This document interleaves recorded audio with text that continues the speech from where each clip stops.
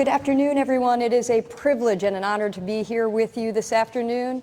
Can you help me thank one more time all of the amazing students who have helped to put today's wonderful event together. Thank you so much, River Hill TEDx community.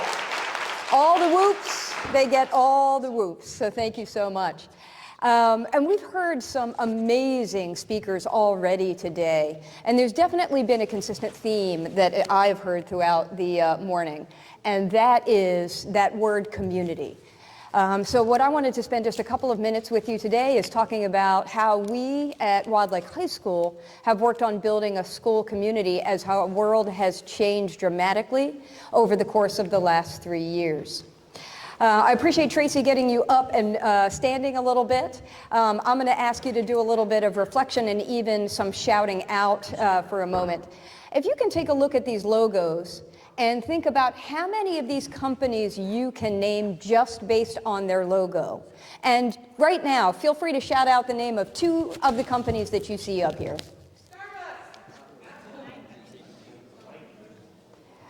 Beautiful job, right? Just by the logo, we're able to identify these companies. I love that Starbucks got the loudest shout out. I don't know about you, I've spent a lot of money and time on caffeine over the last 3 years as well. And logos and companies have a way of creating an identity. And that identity is an identity that they want to create for themselves, whether or not it aligns with the community's perception. Right? So when you see this logo, and you know what company this is, what words do you think of when you think of McDonald's? And go ahead and shout those out.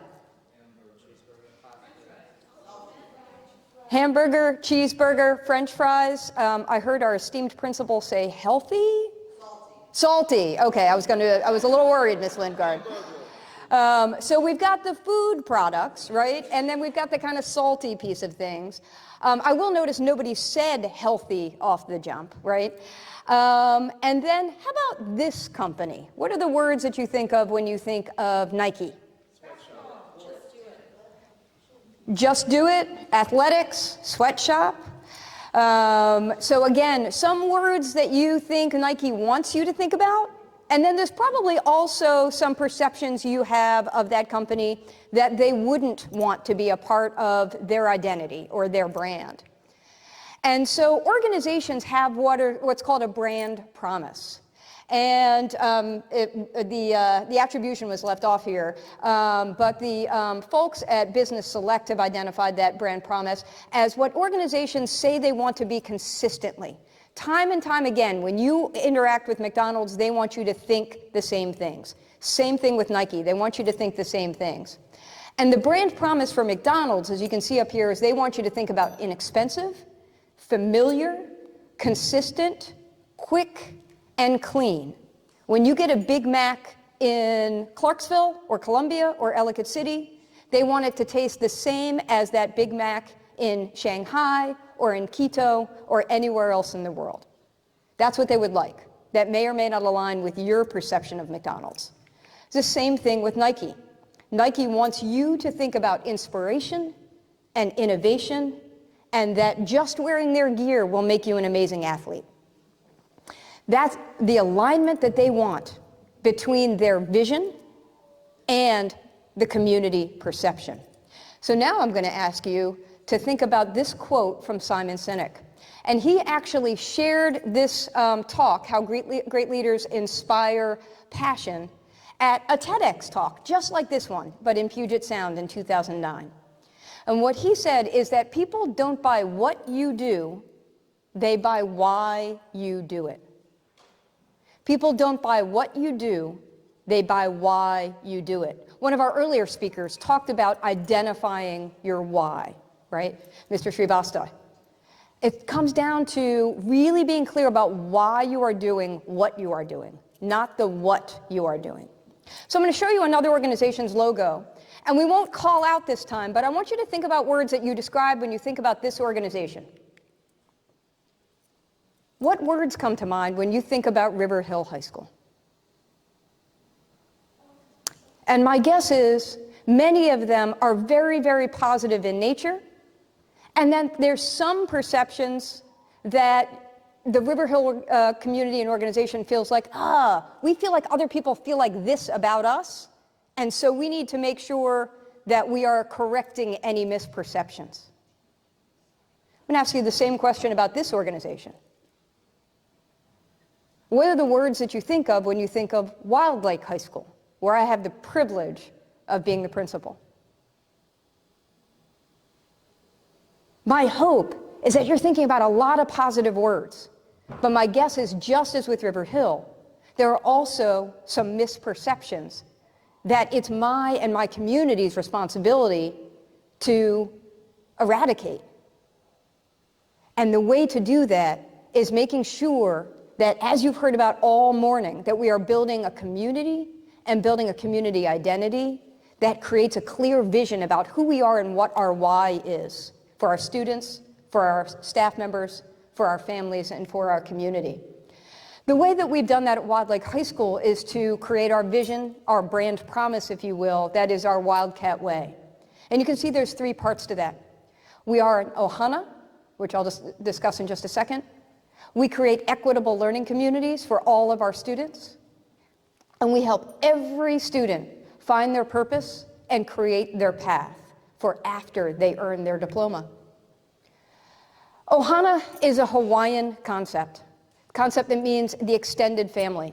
It is not just those people who you are related to by blood, but it is your family by community, it is your family by choice, it is all of those people in your circle of influence who help you and support you as you mutually help them and support them. Erica Chavarria talked about the concept of mutual aid with Columbia Community Care. And Mr. Srivastava did the same thing with the Indian Cultural Association. All of those are part of the idea of that Ohana, that extended family. And that is our why at Wildcat in creating community. We don't have student and staff well-being initiatives just to have them.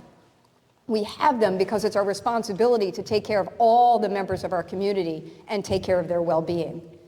That responsibility is our why, and that drives our sense of Ohana and community. And a number of other initiatives we have are listed up here. We are a school that's committed to restorative justice. We've created daily advisor groups where we have small communities for students and staff within the school. We've created a peace room where students and staff can go during the day if they need to take a step back from the challenges that they're facing.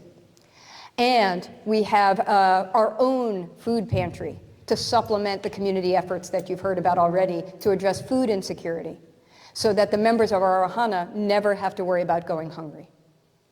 All of this is our why that drives our vision. And when we have people think about the community at Wildcat, these are the things we want them thinking about.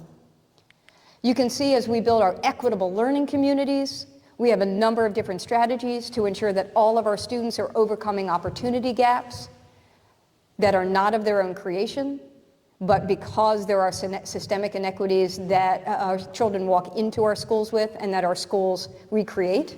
And we try to dismantle those inequities on a daily basis through a number of the initiatives up here. One of them, on the right-hand side, you can see the Rise Up Scheduling and Mentoring Program. We encourage every one of our students to take at least one course at a higher level than the next year, than the year before. So they're taking the most rigorous courses that they can to prepare them for their next steps after Wildcat. One of our students took this initiative and created a Rise Up Mentoring Program, where students taking their very first advanced placement or dual enrollment or GT or honors course has an upper class mentor who walks them through side by side throughout the course of the school year so that they know that they have supports and can persevere. That student just won the Princeton Prize for Race Relations, a national award for organizations that are overcoming opportunity gaps. And our last part of our vision is that we want every student to find their purpose and create their path.